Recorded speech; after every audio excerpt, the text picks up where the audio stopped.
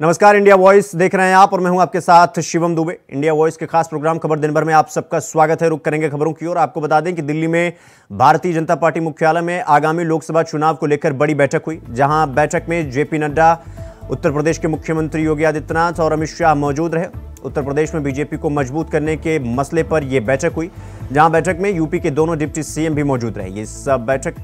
ये बैठक 2 घंटे तक चली। यूपी में कमजोर सीटों पर रणनीति बनाने को लेकर चर्चा की गई।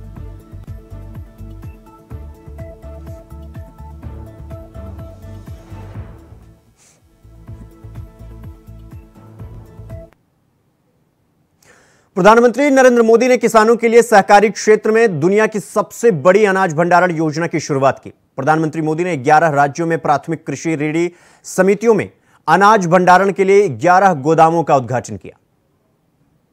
भारत मंडपम विकसित भारत की अमृत यात्रा में एक और बड़ी उपलब्धि का साक्षी बन रहा है।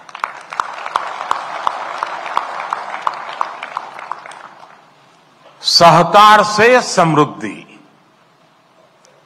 सहकार से समृद्धि का जो संकल्प देश ने लिया है, उसे साकार करने की दिशा में आज हम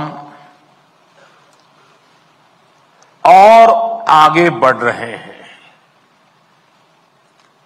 खेती और किसानी की नींव को मजबूत करने में सहकारिता की शक्ति की बहुत बड़ी भूमिका है। इस सोच के साथ हमने अलग सहकारिता मंत्रालय का गठन किया और अब इसी सोच के साथ आज का एक कार्यक्रम हो रहा है। आज हमने अपने किसानों के लिए दुनिया की सबसे बड़ी स्टोरेज स्कीम या भंडारण स्कीम शुरू की है।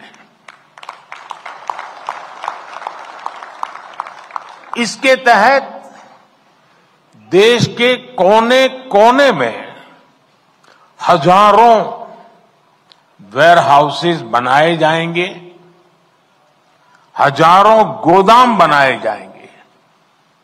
आज 18,000 पैक्स के कंप्यूटराइजेशन का बड़ा काम भी पूरा हुआ। केवल व्यवस्था नहीं है, सहकारिता एक भावना है, सहकारिता एक स्पिरिट है। सहकारिता के ये स्पिरिट कई बार व्यवस्थाओं और संसाधनों की सीमाओं से परे आश्चर्यजनक परिणाम देते हैं। सहकार जीवन यापन से जुड़ी एक सामान्य व्यवस्था को बड़ी औद्योगिक क्षमता में बदल सकता है। ये देश की अर्थव्यवस्था के, खासकर ग्रामीण और कृषि से जुड़ी अर्थव्यवस्था के कायाकल्प का एक प्रामाणिक तरीका है। आज देश में भी डेयरी और कृषि में सहकार से किसान जुड़े हैं। उनमें करोड़ों की संख्या में महिलाएं ही हैं। महिलाओं के इसी सामर्थ्य को देखते हुए सरकार ने भी सहकार से जुड़ी नीतियों में उन्हें प्राथमिकता दी है।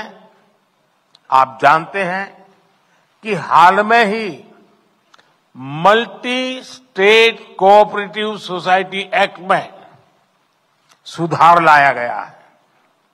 इसके तहत मल्टी स्टेट कोऑपरेटिव सोसाइटी के बोर्ड में महिला डायरेक्टर्स होना अनिवार्य कर दिया गया है। हमने देश में 10,000 एफपीओ बनाने का लक्ष्य रखा था। एक अलग सहकारिता मंत्रालय होने के उसका नतीजा ये है कि देश में 8,000 एफपीओ का गठन ऑलरेडी हो चुका है, कार्यरत हो चुके हैं।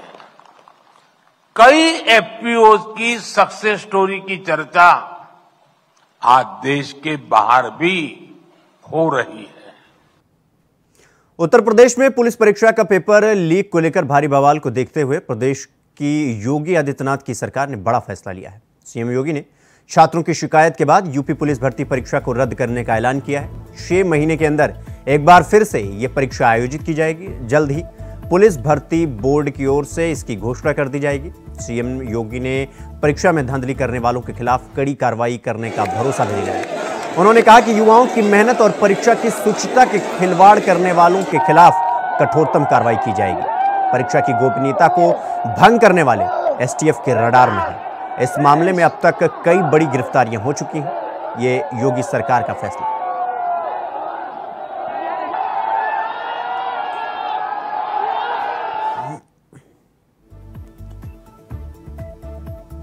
ये ट्वीट है उत्तर प्रदेश के मुख्यमंत्री योगी आदित्यनाथ का, जिसमें आप देख सकते हैं उन्होंने कहा कि आयोजित परीक्षा 2023 को निरस्त करके आगामी यानी आने वाले 6 महीने में फिर से एग्जाम करवाए जाएंगे और पुनः परीक्षा कराने का आदेश मुख्यमंत्री योगी आदित्यनाथ ने दिया है और परीक्षाओं की शुचिता से कोई समझौता नहीं किया जा सकता।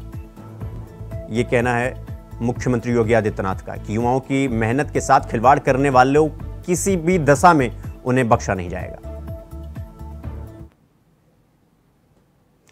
यूपी पुलिस भर्ती परीक्षा रद्द होने पर सपा सुप्रीमो अखिलेश यादव ने योगी सरकार पर जमकर हमला बोला है। अखिलेश यादव ने कहा कि परीक्षा रद्द कर सरकार ने अपनी नाकामी मान ली है। पेपर सरकार की नाकामी के कारण लीक हुआ था। जब पहले ही दिन पेपर लीक का पता चल गया, फिर दूसरे दिन कोई सख्ती नहीं की गई। अखिलेश ने कहा कि सरकार की नीयत ही साफ नहीं थी। अखिलेश ने यह भी कहा कि परीक्षा का निरस्त होना युवाओं का जीत है और बीजेपी सरकार के प्रपंचों की हार। पहले तो भाजपा ही कह रहे थे कि पेपर लीक ही नहीं हुआ है और अब कैसे मान लिया। इसका मतलब अधिकारी और अपराधी मिले हुए थे और सरकार भी पीछे से अपना हाथ उनके सिर पर रखे हुई थी।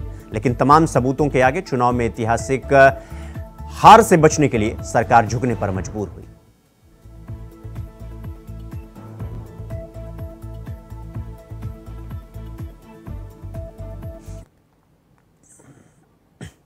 सरकार की नियत नहीं थी नौकरी देने की और सरकार अगर चाहती होती नौकरी देने की, सरकार की अगर नियत साफ होती तो जिस समय पहला पेपर लीक हुआ था उसी समय सरकार सख्ती से कार्रवाई करती और उसका परिणाम ये होता कि किसी भी परीक्षा का पेपर लीक नहीं होता। और आज केवल पुलिस भर्ती के पेपर लीक के आरोप नहीं है, बल्कि एआरओ की जो भर्ती हुई उसमें भी बड़े पैमाने पे छात्र नौजवान धरना दे करके बैठे हैं लोक सेवा आयोग के सामने। वो अपना पर्चा कैंसिल कराना चाहते हैं, री एग्जाम कराना चाहते हैं। आप सोचिए, सरकार जो दावा कर रही थी कि परीक्षा बिल्कुल सुरक्षित होगी, ये देखिए सुरक्षा का पोल खुल गया और सरकार अपनी खुद स्वीकार कर रही है कि उनकी नाकामी की वजह से पेपर लीक हुआ है। इनकी नीयत साफ नहीं रही, जिसका परिणाम यह है कि नौजवानों के भविष्य और नौजवानों के सपनों के साथ ये सरकार खिलवाड़ कर रही है। और ये सवाल 60 लाख 50 लाख का नहीं है, इससे जुड़े हुए 2.5 करोड़ परिवार के लोग हैं जिनके साथ बीजेपी ने धोखा किया है। आने वाले समय में यही परिवार भारतीय जनता पार्टी को उखाड़ फेंकने का काम करेंगे। तो वहीं इसको लेकर सपा की विधायक पल्लवी पटेल ने कहा कि यह फैसला अधूरा है। जिस तरह से यह सरकार हर भर्ती में इस देश की जनता के साथ धोखा करती आ रही है, उससे 6 महीने की अवधि पर विश्वास नहीं किया जा सकता। जब सरकार मान रही है कि पेपर लीक हुआ है, तो जिन अभ्यर्थियों के पास पहले से प्रवेश पत्र हैं उनका अधिकतम 15 दिन और लोकसभा की अधिसूचना लागू होने से पहले दोबारा उनकी परीक्षा करा देनी चाहिए। 6 महीने की अवधि किसी भी एंगल से विश्वास पे नहीं रखी जा सकती, क्योंकि जिस प्रकार से ये सरकार हर भर्ती में, हर एग्जाम में इस प्रदेश के युवाओं के साथ धोखेबाजी, लूट खसोट करती आ रही है, तो 6 महीने की अवधि पे तो विश्वास नहीं किया जा सकता। और इस देश की न्याय व्यवस्था क्या कहती है? इस देश की न्याय व्यवस्था की जो मूल भावना में से एक है कि न्याय मिलने में देरी भी अन्याय है। तो जब अब सरकार मान रही है कि पेपर लीक हुआ है, तो इन्हीं छात्रों को जो पहले से उनके पास प्रवेश पत्र है, उसी प्रवेश पत्र पे अधिकतम 15 दिन या कह लीजिए लोकसभा की अधिसूचना लागू होने से पहले दोबारा इनकी परीक्षा करा दी जाए। दूसरा सबसे अहम बिंदु यह है कि इन्हीं के एक उप मुख्यमंत्री ये कहते हैं कि पेपर लीक नहीं हुआ, और माननीय मुख्यमंत्री जी का निर्णय उस व्यक्ति को अपने आप में संदिग्ध कर देता है। तो मैं तो माननीय मुख्यमंत्री जी को ये चुनौती देती हूं कि ये आपके भी तो साख पे बट्टा है कि आपकी ही सरकार में बैठा हुआ एक अगर उप मुख्यमंत्री ये बात कह रहा है, तो मेरा निवेदन भी है और चुनौती भी है कि आप इस पे निष्पक्ष जांच कराइए और आपको समझ में आ जाएगा, आपको पता चल जाएगा कि कौन दोषी है और उसके खिलाफ भी बहुत ही गंभीर कार्रवाई होनी चाहिए। बुलेटिन में रुकेंगे एक छोटे से ब्रेक के लिए। खबरों का सिलसिला जारी है, फौरन लौट रहे हैं।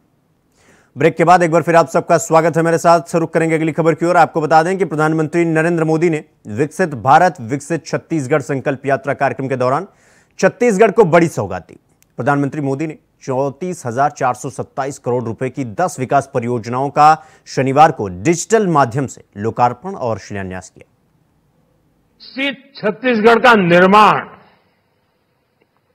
गरीब, किसान, युवा और नारी शक्ति के सशक्तिकरण से होगा। विकसित छत्तीसगढ़ की नींव आधुनिक इंफ्रास्ट्रक्चर से मजबूत होगी। मोदी हर घर को सूर्य घर बनाना चाहता है।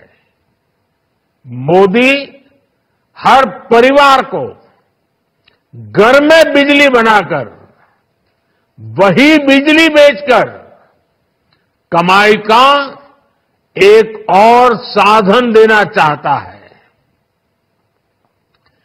इसी उद्देश्य के साथ हमने पीएम सूर्य घर मुफ्त बिजली योजना शुरू की है। कांग्रेस ने सरकारें बार बार बनाई, लेकिन भविष्य का भारत बनाना भूल गई, क्योंकि उनके मन में सरकार बनाना यही काम था, देश को आगे बढ़ाना ये उनके एजेंडा में ही नहीं था। आज भी कांग्रेस की राजनीति की दशा और दिशा यही है। कांग्रेस परिवारवाद, भ्रष्टाचार और तुष्टीकरण से आगे सोच ही नहीं पाती। छत्तीसगढ़ के लाखों किसानों को 2 वर्ष का बकाया बोनस दिया जा चुका है। पहले की कांग्रेस सरकार गरीबों के घर बनाने से भी रोक रही थी, रोड़े अटका रही थी।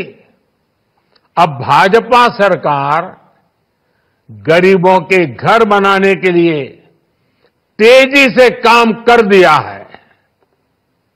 हर घर जल की योजना, हर घर जल, इस योजना को भी सरकार अब तेजी से आगे बढ़ा रही है।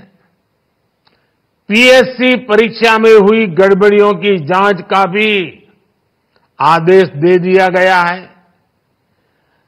मैं छत्तीसगढ़ की बहनों को महतारी बंधन योजना के लिए भी बधाई देता हूं। इस योजना से लाखों बहनों को फायदा होगा। ये सारे निर्णय दिखाते हैं कि बीजेपी जो कहती है वो करके दिखाती है। इसलिए लोग कहते हैं मोदी की गारंटी यानी गारंटी पूरा होने की गारंटी। तो वहीं बरेली में चक्रोट की पैमाइश करने गए लेखपाल पर महिला प्रधान समेत उनके बेटों ने जानलेवा हमला कर दिया। लेकिन मामले में अभी तक आरोपी के खिलाफ एफआईआर के बाद भी कोई गिरफ्तारी नहीं हुई, जिसको लेकर शनिवार को लेखपालों ने कार्य बहिष्कार कर विरोध जताया।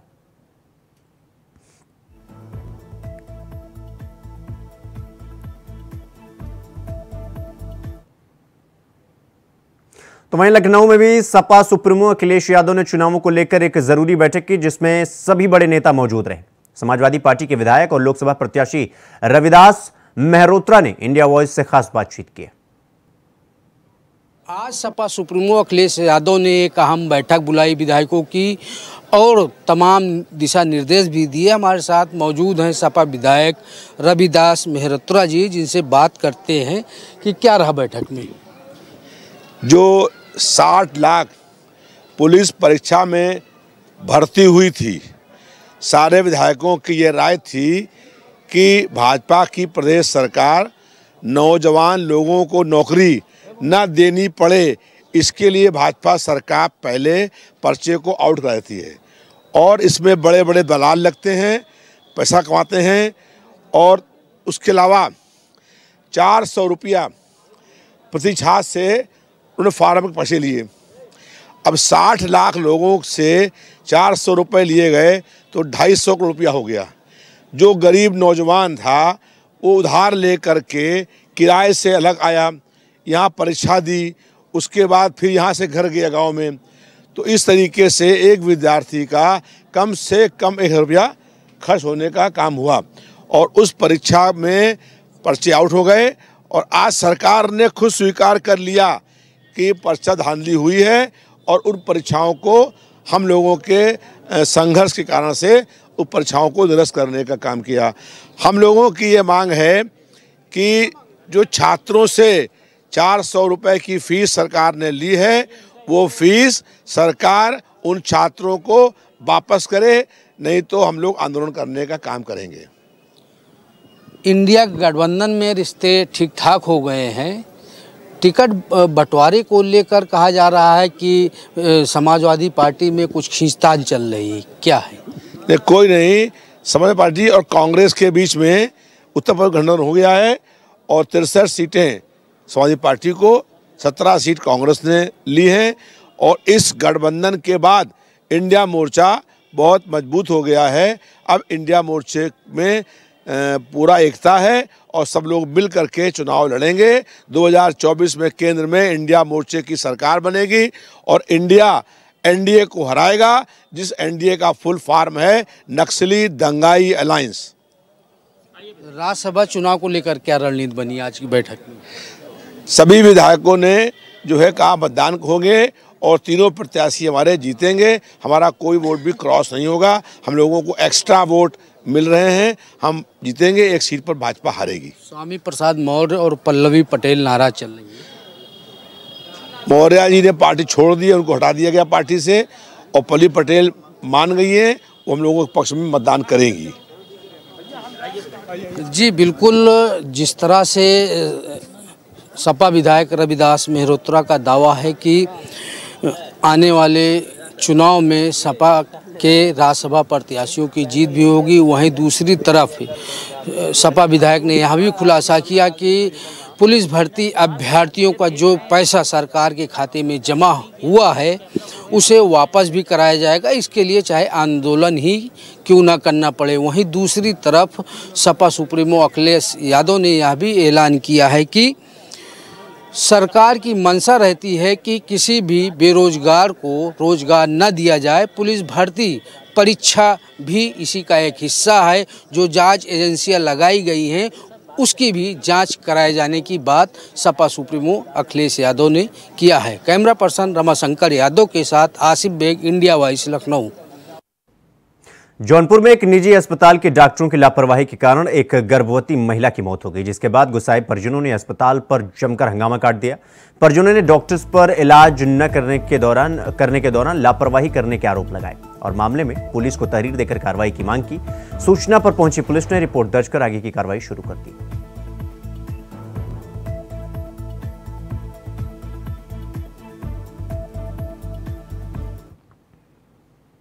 तो इलाहाबाद में श्री कृष्ण जन्मभूमि और शाही ईदगाह मस्जिद विवाद की पेशी कर वापस लौट रहे मुख्य याचिकाकर्ता को फोन पर जान से मारने की धमकी मिली है। मुख्य याचिकाकर्ता आशुतोष पांडे को पाकिस्तान से व्हाट्सएप पर धमकी भरा कॉल आया, जिसमें धमकी देने वाले ने मुकदमा वापस न करने पर बम से उड़ाने की धमकी दी, जिसको लेकर याचिकाकर्ता ने फतेहपुर जिले के थाने में लिखित तहरीर देकर पूरे मामले में पुलिस से जांच की मांग की।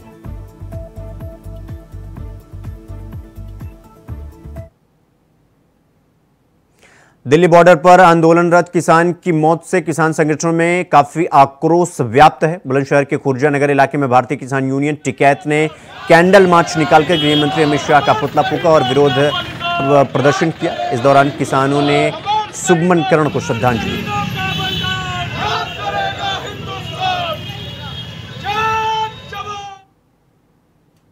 गोंडा में बुलडोजर की कार्रवाई देखने को मिली, जहां अवैध अतिक्रमण पर प्रशासन ने बुलडोजर एक्शन लिया।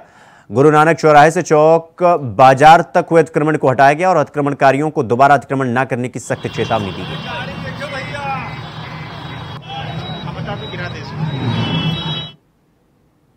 सिद्धार्थनगर के चरनैया गांव में पुरानी रंजिश में दो पक्षों में मारपीट का वीडियो सामने आया है, जिसमें एक पक्ष एक युवक की जमकर पिटाई कर रहा है। युवक खून से लथपथ है और न्याय की गुहार लगा रहा है, जिसका वीडियो सोशल मीडिया पर अब तेजी से वायरल हो रहा है। वहीं इसको लेकर पीड़ित ने थाने में तहरीर देकर कार्रवाई की मांग की है। यह पूरी घटना 22 फरवरी की बताई जा रही है। फिलहाल पुलिस ने रिपोर्ट दर्ज कर मामले की जांच पड़ताल शुरू कर दी है।